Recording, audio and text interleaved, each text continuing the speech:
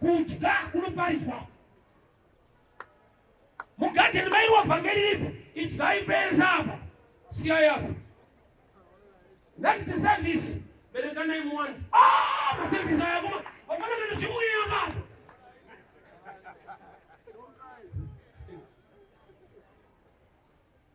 Vhangeri riri relevant kumunhu ari musituation iyoyo. Asi musituation iyoyo anowana kutokudza kuti mukutambisirwa time.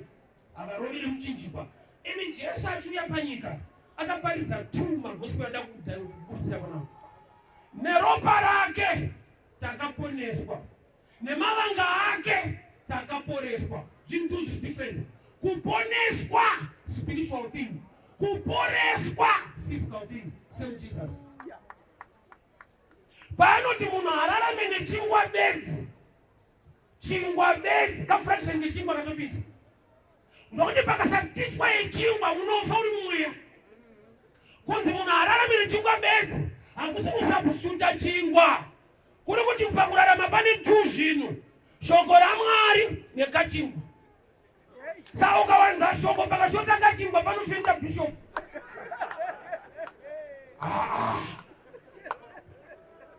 Waiti munguwana kuti spiritually watokura pamweya ndimi dzapo. Zvomweya unozviziva but bread is missing.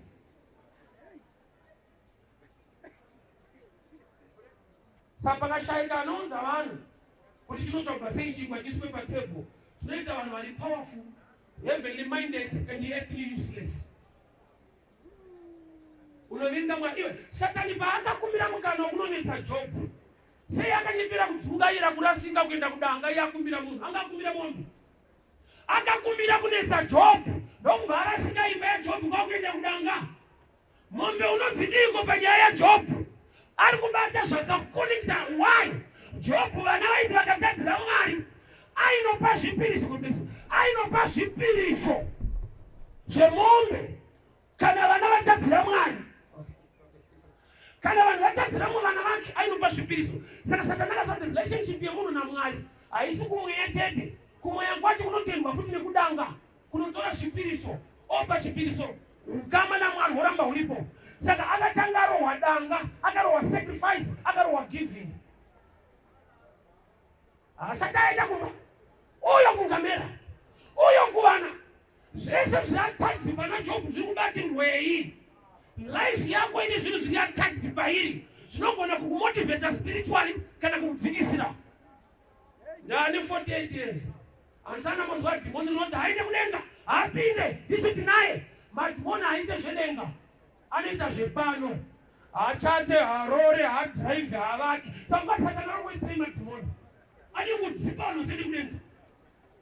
Anotoziva kuti pane dzepano. Munoti Jesu achienda pamuchinjikwa aindira nyaya dzekudenga chete. Nedzepano. Life is a gift. Haisi punishment. Mwari haana kurongoti kana zvanditsemba kuisai muye kuno. He's not a wicked God. Mwari akarurama. Haana kukunza panyika as a child era kuti zvikaoma unongofa uzouya. Hakuna pete Mwari akadaro.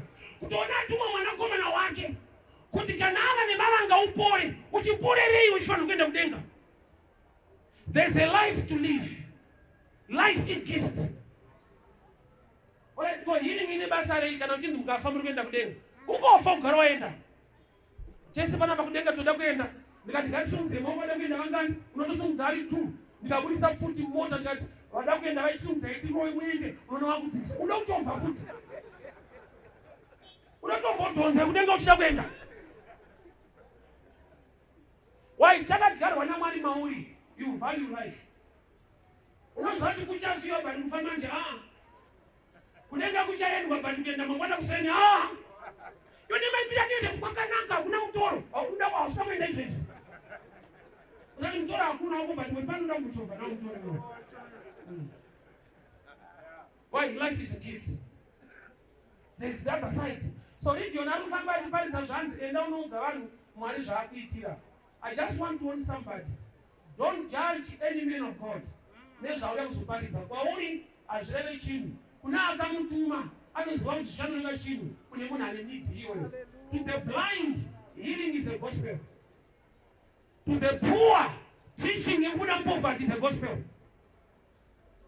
Samutana pati zasei kuna mfumi kana mungu pati zale kuti receive your house aka receive a house nyangwariko anonida futi Jesu nokuti mu house kana wa receive pamwe pacha murarike orovari kuita imba guarantee yekuti unorara mushi urara ukamira mumba urara ukamira so urara uchichojoga so icho stendi yangu imba yako amurari futi pakatoshayikwa Mwari imba yekudzingire dhimoni rinotopinda imo uzomba muchirongedzwa yako yogarara. So if you're not a message, it is valid to those who are sick, those who are demon possessed. To the rest of the people in the community, vanoti hana shoko stano kumakuva notuzeya zvokuti vakaporeswa zvine basa reinesu zvine basa kuvanhu vari situation iyoyo vadawo kuti Mwari avaporese. That's why sometimes I choose to give my own testimony where God took me from. Why? Was not son of a shirikoko. But he would tell you could not figure. God is so faithful. Don't despise the days of humble beginnings. Chitanga kuyabana wa 2006 taifamba netsoka uvakwadzana. Ndakashika ndikambobaliza kuti Mwari vanopa munhu akandikwenya kuti wano kunyimirei. You know people are wicked. Kuti Mwari vanopa isi testimony in reality kana wasati wapa indini azvatadze kupa vamwe. Yes.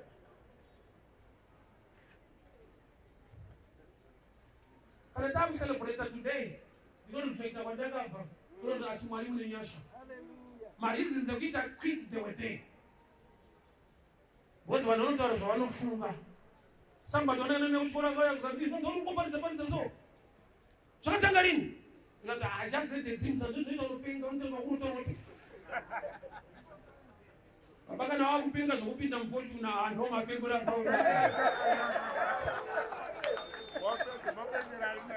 penga uri mufortune upenga wozvinika wakaisa aircon uchipenga zvako nomapengera tinodakara vanhu vanotaura zvavanoda asi Mwari vakatendeka. Enda unovaudza zvaakakutuma ati kudii kuna Region enda unoudza vanhu Mwari zvaakuitira vasina madhimoni vasingade deliverance ukavaudza vanokutaura rafu but usachinje message nokuti Jesu ati kudii go and tell them what the Lord has done to you. Vhangeri rese riri relevant kumunhu ari munidi situation iyoyo kune vamwe vanhu inonsense. I'm talking to a preacher here. Kune kwawakaparidza vanhu vakakushora vakataura zvavanotaura inyaya yekuti wawakatumirwa maybe 2 or 1 in that congregation. So to some vane right yekutaura vachikukriticize. Why? Hazvisi valid kwavari. Kana munhu ari blind pakangouya munhu anongoti in the name of Jesus your eyes be open. Vamwe vanoona vanenge vachiti hana shoko uyo anoenda achiti asi Mwari vakaoma makore ese asingaoni. So vanhu society ndozvairi haudione munhu wese it's impossible. Why? But to some you are not relevant. You're preaching, your lifestyle, everything you are not. So Region akangonze notaura zvandakutuma John chapter 6 vanhu vakanzi taurirai vanhu vagare basa Jesu achida kuwadzira chingwa neoyo. Tell people to sit down was the message. Problem yedu ndeyekuti vanhu vanozobvunza kuti chigarirei unoramba uchidzokorora mukuru ati garai pasi usatope message tagarai munhu pane zvaanoita anomiramira nchino tell people to sit down. Oh, John chapter 6 hapana kufidwa vanhu vane nzara ndozvawaifunga nzara vanga vanayo vakafidwa vanhu vanoteerera munzara. Tell people to sit down vari kunzwa vari hungry. Problem yako ndeyekuti nesituation yako kuteerera konetsa havana kugara nokuti chingwa chawanda vakagara kuti vapinwe chingwa. So yanga iri message vanhu vane nzara vakamira. Tell them to sit down. Debate manje tichigarirei hatada kuenda so tichimisirwei panapa. Tell people sir obedience mu challenge was the key yefitting yavo. Hallelujah. Help yaunogona kupiwa ndetambo vozi vokuzvicheka but ine maside effects vozi nevanhu asi yaMwari iri original. Munamato wangu ndeyekuti Mwari une nyasha dai ashanyira upenyu hwako nokuti pamwe pacho tinodana kuna Mwari wotinzwa pamwe pacho vanouya nokuti vanotida. Two different scenarios. Region anamutsvaga Jesu anamusedza vakatopinda mubhoti vakaita crossover kuenda kuna region. Unati Jesu ndiye wakada varume ndiriye project yemunhu akadiwa naMwari. Handina kuvatsvaga, handina kuchema, handina kutsanya. Ine dzimu ndichirwara, God visited me. Region ndiye akashanyiwa asi ndiye akatsvaga Jesu. Varume Mwari uyo ane nyasha dzekuti hama dzekureject wakandwa kuma rest in peace kumakuwa, he can still visit you and your life can be transformed. Kakati unoramba Jesu wozodani. Bozi kunyika kwacho Satani wacho anenge hana basa newe futi. Wozomwa wako ari kumwa iye hakumwise uripo. Kana musecho Satani wacho akakumaka. Wakatomangwa. Wozi even uchitonwa unowa uye. Tumbwa. Kwa Satani wacho unowa tumbwa futi. Pamwe pacho uri kutendekwa nomuparidziwa ungoona kuti kangwa kari kuvava kaazvaita. Ko Satani wacho ambokurumira kuona mishana zvinani. You need God in your life. Come on. Ini no challenge vanhu vanazvo vanonamata Mwari. Vanazvo vanonamata Mwari. Sai masiwo anonamata Mwari neko netisi. Yone line una interest uchi kufunga unofunga ipapa. You must be inspired.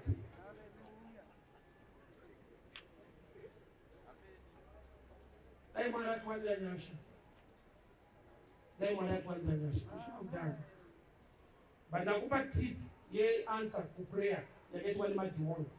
Madhimoni akati kudii angodzokera ndini conclude zvangu. Akamhanya kuenda mutsoka dzaJesu akati Ishe, kuti Ishe iona, irespect, iposition. Ishe, mwanakomana waMwari, mauya here kuzotiparadza. Mune power yekutotiparadza tikuramba. Nguva yedu isati yakwana yaconstitution yeheaven. Nguva isati yakwana ndo madhimoni akataura nguva ire. Appointed time ya Jehovah to tie the demons or kind one pit of hell in constitution. The devil sometimes operates as a lawyer. Debated by king, not debated by knowledge and constitution. Madhimoni anaudza Jesu kuti nguva isati yakwana. Jesu akati zvishongo hazvina basa nokuparadzai. Anozwa kuti Mwari wacho ari bound kushoko rake. Iwe unongopinda muprayer shoko hauna. Ukapinda muprayer, pray wakatsika paconstitution yedenga. Kuti ini Jehovha mukutendeka kwenyu hamundisiye ndakadaro nokuti munosimudza marombe kubva muguruva. Challenge Mwari mushoko rake kwete nemashoko ako. Madhimoni akaita prayer request titenderei tipinde munguruve. Sei Jesu achiterera dhimoni. Haisiya kuti madhimoni akarurama ari kuziva zvinoitwa. Nguva yedu isati yakwana vanozotipara mwanakomana waMwari. Neimwe nguva Jesu akabvunza vadzidzi kuti vanhu vanonditani. Vanhu vakarasika. Akati ko imimi Peter ndiye akazoti muri sei mwanakomana waMwari. Uri kuona information ine dhimoni yanga yashaika kumadisciples. Yanga yashaika kuprofit. But dhimoni yakaziva kuti mwana waMwari mauya here kuzotiparadza. Simba munaro munotiparadza matouya here. Aiwa kana mauya munenge chimwe chinhu ko patime. Why? Because Bible shoko raMwari Mwari muranda weshoko rake kwete wemashoko edu. When you pray, mirror pa platform ye knowledge ye scripture. Why? Because the devil operates as an accuser. Accuser. Muna noti imimi Mwari, munoti munhu anoita upombwe asimudzirwe uitanire nezvinobvawa. Saka unochema anokuaccusa ndi devil kuti munhu wedu kuya akena kuti zvaoma but nezuro. That's nice. Yehova watsika pashoko rekuti Mwari ndinokumbira neropa raJesu munikanganire zvinhu zvangu. Ropa raJesu rokansera kuaccuswa kwadevil and you pray the right prayer that God can answer you. Nhamo yataita ndeyekuti Bhaibheri shoko hapana kuchema kuti Mwari anzi tsitsi dzaMwari dziri bound kuword rake. Tsitsi dzake dzakavigwa mushoko rake. Mauya here mwanakomana waMwari kuacknowledge position yaKristu yatadzwa nemachechi ese vachinzi ndinani iye madhimoni vati mwanakomana waMwari, knowledge yeposition mwana waMwari. Kuzotiparadza simba kunaro ramakapindwa nababa wefu, authority and power over us. Number 3, chichaita kuti musatiparadze zvese zvikaguma. There is an appointed time in the wait where God will tie the demons or is from pit of hell. So for now, hakuna killing of demons in transfer. unaenda mabana kuti ifa. When wapasa chiti ifa ngomkwenya kuti asikufa manje. Kune appointed time where God will take the demons a small bit of. Somebody one night nguwa yedu isati ya kwano. Jesu ndomvazo topinda edu munguru wedu pindai. Akati kuti ifai. Pindai. Oh! Prayer. You want to when you answer. In your knowledge, yes. Do you have knowledge concerning the word? Kana uchishauri kudango zisa mali tujaoma. Yes, jaoma. But sikapa platform ya shoko rake. Na kuti iye ndiye shoko racho. Hallelujah. Unoshamisa baba, situation na yambe yakadai. Shokuti vanushamisa hivi msanje wataura, vanozisiwa. Okay, let me show you. Mwarasa da kuna matwale kupigwa ne vanhu. Aizvipika yega kana kuna Genesis.